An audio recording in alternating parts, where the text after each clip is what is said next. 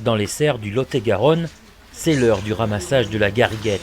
Cette fraise, très recherchée pour sa chair, particulièrement parfumée et acidulée, et elle est assez facile à reconnaître dans les étalages. La forme typique gariguette, donc allongée, légèrement pointue sur le bout, avec les sépales relevées en haut, et surtout qu'elle soit bien brillante. Les sépales relevées et la brillance, c'est quand même un signe de fraîcheur, et généralement c'est un signe de qualité gustative.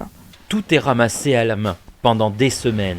Le geste doit être précis, les rangs sont inspectés tous les 3 jours pour cueillir les fraises au bon moment. La cueillette à maturité fait partie du cahier des charges, donc on a des obligations pour cueillir à maturité un fruit en fait qui a un certain calibre et qui a un taux de sucre optimal pour garantir justement le goût au consommateur. Dans cette exploitation, chaque année, environ 60 tonnes de fraises sont produites sur 1,5 hectare de serre. Pourtant, comme pour beaucoup d'autres producteurs, la situation est assez critique. Elle est très inquiète sur son avenir avec des prix que nous avons depuis 15 jours.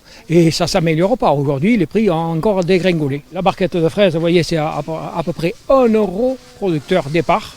Et que ça se retrouve dans les étals, multiplié par 3 ou par 4. Le Sud-Ouest produit 38% des fraises françaises, un secteur en constante augmentation qui réussit à résister à l'importation des fraises espagnoles grâce à un label qualité.